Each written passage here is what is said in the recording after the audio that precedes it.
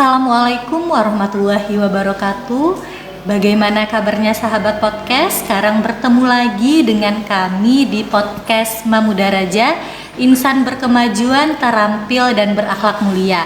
Nah, pada pagi hari ini kita akan berbincang-bincang santai. Cuma ilmunya ini dapat banget pada episode ini. Karena apa? Karena kita akan berbicara mengenai coding dengan narasumber kita yang luar biasa, yaitu Pak Ferdi. Bagaimana kabarnya, Pak?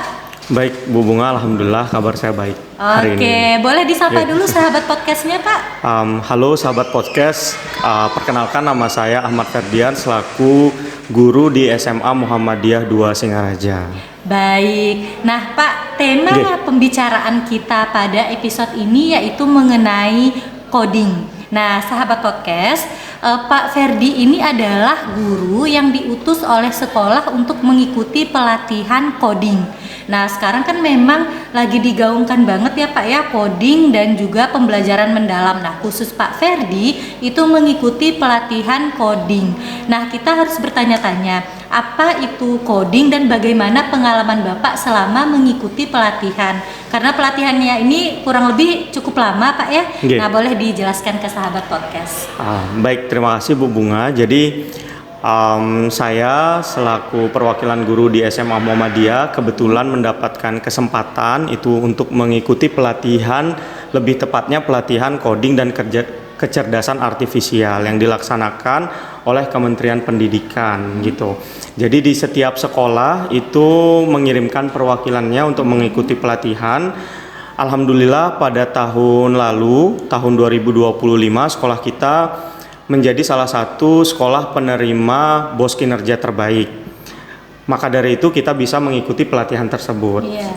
Nah, jadi coding dan kecerdasan artifisial ini merupakan hal yang sangat penting Bu Bunga di era digital saat ini. Maka dari itu pemerintah itu mulai melakukan pelatihan dengan tujuan agar nantinya coding dan kecerdasan artifisial ini dapat masuk ke dalam kurikulum pembelajaran sebagai salah satu mata pelajaran, baik itu di kelas 10, 11, dan 12, seperti itu Bu Bunga.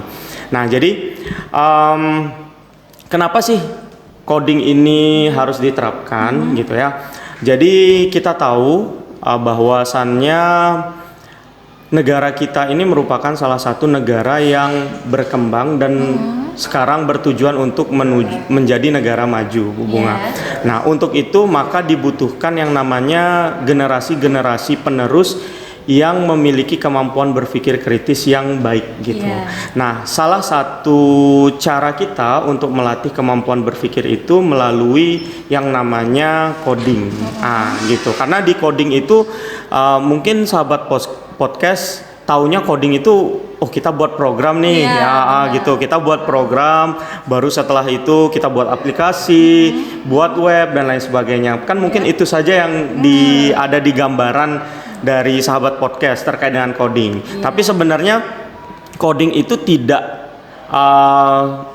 melulu terkait dengan itu, Bunga. Jadi coding itu adalah suatu kegiatan di mana kita dilatih untuk satu berpikir secara terstruktur gitu ya, sesuai dengan runtutan kita berpikir, baru setelah itu mampu berpikir kritis, yang selanjutnya kita dapat melihat pola dari suatu masalah. Nah, itu.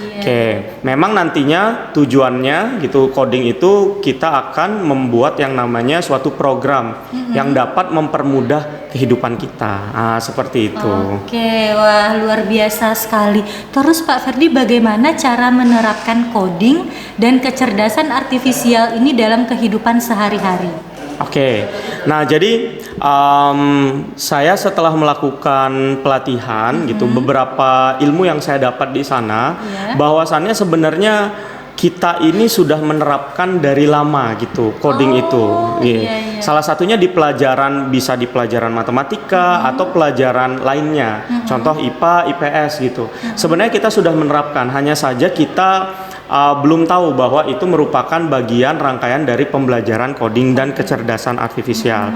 Contohnya gitu, saat kita belajar matematika dulu pasti di sekolah itu guru kita pernah memperlihatkan kayak pola-pola gambar, gitu, pola-pola gambar. Kita diminta untuk menebak, kira-kira nanti lanjutannya apa gitu.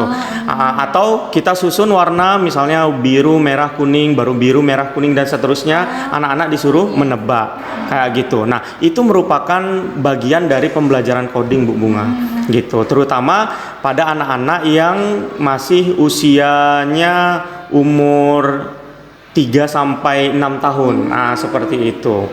Oke, jadi untuk di sekolah sendiri, coding itu dapat diajarkan melalui 2 cara.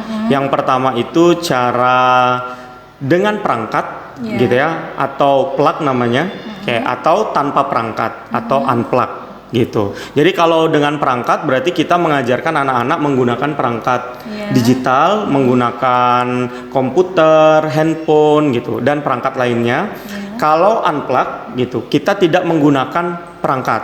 Jadi kita menggunakan yang namanya permainan, teka-teki gitu ya, ataupun soal-soal. Yang tujuannya untuk melatih kemampuan berpikir anak. Kayak gitu. Jadi tujuannya memang untuk melatih kemampuan berpikir. Seperti itu, Bu Bunga. Iya, jadi ternyata penerapan coding dan kecerdasan artifisial itu sudah lama sebenarnya kita terapkan, dan juga saya garis bawahi tidak hanya untuk siswa SD, SMP, SMA, bahkan usia prasekolah juga harus sudah bisa diterapkan bagaimana caranya berpikir yang kritis, sistematis, begitu ya Pak Ferdi. Nah, ini Pak, saya ingin bertanya, mengapa keterampilan coding dan kecerdasan artifisial tadi sudah Bapak singgung itu sangat penting di era digital saat ini? Jadi Bu Bunga, salah satu masalah yang kita hadapi saat ini itu adalah kemampuan literasi dan numerasi anak-anak itu kan sangat rendah gitu. Dari mana kita tahu kemampuan anak-anak itu sangat rendah? Itu dari hasil yang namanya penilaian yang dilakukan oleh PISA gitu. Nah, jadi dari hasil di sana diperoleh bahwa anak-anak Indonesia ini kemampuan literasinya itu sangat kurang. Gitu, kemampuan memahami bacaan. Selain itu juga kemampuan numerasinya juga sangat kurang gitu. Nah, kemampuan itu tidak bisa dibangun dengan waktu yang sebentar gitu, Bu Bunga ya. Jadi harus dilatih dari awal gitu. Maka dari itu perlu adanya perbaikan mulai dari sejak dini. Gitu. Jadi dari anak-anak itu masuk SD gitu, mereka sudah harus terbiasa diajarkan untuk berpikir kritis dan sistematis, karena kemampuan itu harus dibiasakan agar bisa tumbuh nantinya dimiliki oleh anak tersebut. Gitu. Itu salah satu masalahnya. Maka dari itu coding ini bisa dijadikan suatu alternatif gitu, alternatif solusi untuk mengatasi hal tersebut. Seperti itu, Bu Bunga. Oke, tadi gimana Bu Bunga ya? Saya sampai lupa. Kenapa keterampilan coding ini sangat dibutuhkan banget, terutama di era sekarang? Selain itu juga Bu Bunga, sekarang itu arus informasi kan sudah luar biasa cepatnya gitu. Jadi anak-anak yang lahir sekarang itu mereka sudah lahir di era digital, di mana mereka itu lahir teknologi sudah berkembang sangat pesat gitu. Mau tidak mau mereka itu harus bijak dalam penggunaan teknologi gitu. Karena tidak bisa kita pungkiri gitu. Zaman sekarang itu sudah ada yang namanya kecerdasan artifisial atau biasa kita sebut AI. Manusia itu dilatih untuk bisa memanfaatkan AI tapi tidak nantinya kecanduan sama AI. Gitu. Jadi itu pentingnya gitu. Makanya anak-anak itu diajarkan agar bisa memanfaatkan gitu, juga bisa menggunakan perangkat itu dengan bijak gitu. Jadi tidak disalahgunakan nantinya gitu. Maka dari itu perlu dibelajarkan seperti itu. Jadi memang AI itu dimanfaatkan dengan bijak, bukan berarti kita tidak boleh menggunakannya, dan juga kita tidak boleh terlalu bergantung dengan AI. Nah, itu dipelajari juga di coding demikian Ya, Pak ya? benar. Oke, nah kalau manfaat coding bagi kita guru ini apa Pak? Apakah bisa mempermudah pekerjaan kita, mencari media pembelajaran dan yang lainnya seperti apa menurut Pak Ferdi? Oke, jadi untuk guru sendiri gitu, jadi AI ini, terutama AI ya Bu ya, atau kecerdasan artifisial gitu. Ya. Jadi AI ini sangat membantu sekali gitu guru dalam menyusun perangkat pembelajaran gitu. Jadi tidak hanya perangkat pembelajaran, media pembelajaran juga gitu. Salah satunya gitu, kita kadang-kadang itu administrasi itu menjadi sesuatu hal yang mungkin bagi kita merepotkan kayak gitu, agak beban gitu karena banyak sekali gitu. Tapi kan memang tanggung jawab kita sebagai guru ya salah satunya itu. Nah, dengan adanya AI kita dapat mempermudah pekerjaan kita, Bu. Contohnya nih, kita sudah tahu, kita sudah petakan apa saja pembelajaran di kelas 10 gitu. Jadi tujuan pembelajarannya apa saja gitu ya. Jadi kita bisa minta perangkat AI itu untuk membuatkan kerangka gitu, kerangka modul yang seperti apa yang kita inginkan. Tapi kita tidak boleh hanya langsung menggunakan AI langsung dipakai, itu tidak boleh. Kita tetap juga sebagai manusia harus bisa berpikir gitu. Jadi kita manfaatkan AI untuk mempermudah pekerjaan kita. Kita manfaatkan itu gitu. Jadi dalam menyusun perangkat dan administrasi pembelajaran itu akan menjadi lebih mudah gitu. Jadi kita tidak akan terbebani lah karena sudah ada bantuan perangkat seperti itu. Oke. Selain itu juga kita juga bisa membuat media pembelajaran dengan lebih cepat. Gitu. Jadi contoh kita misalnya punya video nih. Nah, dari video ini kita kepingin buat media, misalnya media PowerPoint seperti itu. Nah, kita bisa gunakan perangkat AI untuk mempermudah kita, membantu kita untuk menyusun media itu. Setelah dibuatkan oleh perangkat AI, jadi kita tinggal menilai yang mana yang sesuai atau tidak sesuai, baru kita perbaiki dan kita bisa manfaatkan dalam pembelajaran di kelas. Seperti itu Bu Bunga. Keren sekali ya sahabat podcast. Nah, ini sedikit lagi nih pertanyaan untuk Pak Ferdi. Bapak sudah pernah menggunakan, pastinya ya sudah pernah menggunakan AI khususnya dalam mata pelajaran Bapak. Kebetulan Pak Ferdi guru kimia. Nah, itu seperti apa Pak? Bagaimana AI apa yang Bapak gunakan? Bagaimana penerapan ke siswa dan bagaimana respon siswa?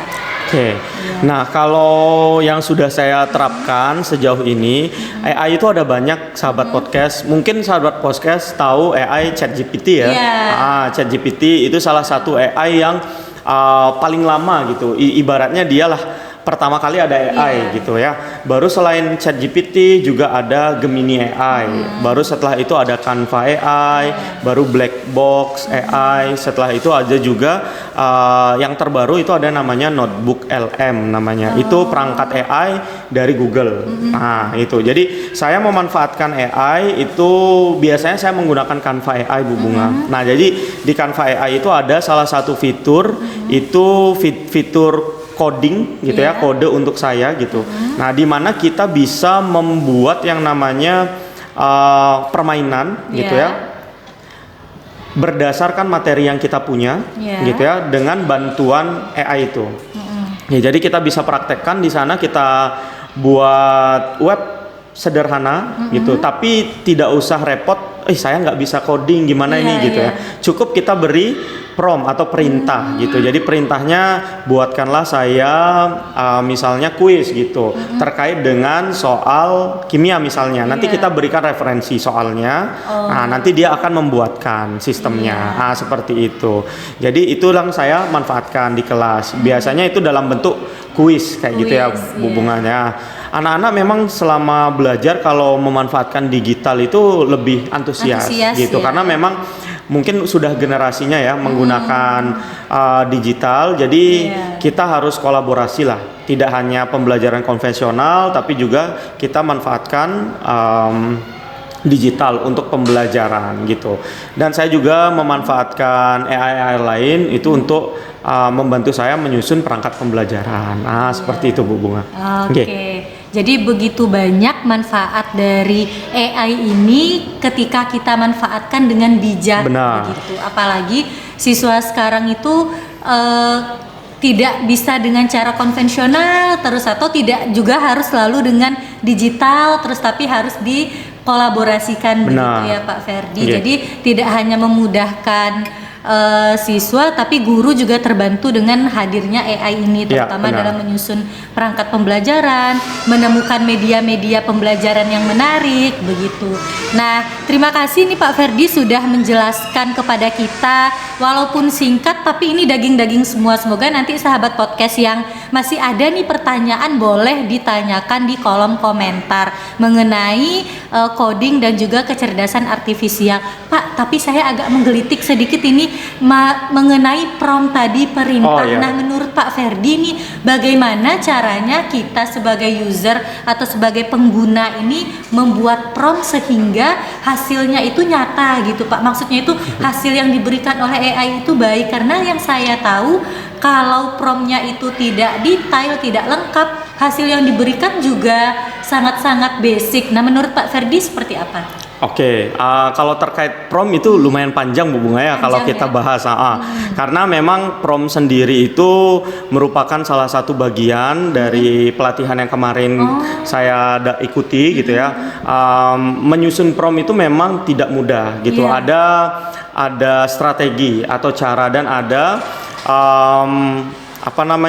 pola-pola tertentu gitu untuk bisa kita manfaatkan gitu ya untuk penyusunan prompt. Itu yang paling sederhana aja Bu, ini yang bisa saya jelaskan ke sahabat podcast. Itu ada yang namanya teknik penyusunan prompt gitu ya. Namanya adalah Few-Shot teknik gitu.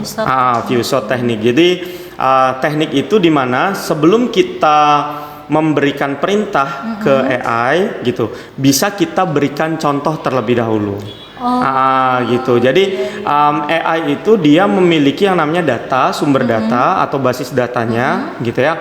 Semakin sering kita gunakan gitu ya, maka dia akan semakin pintar dan semakin menyesuaikan dengan kita.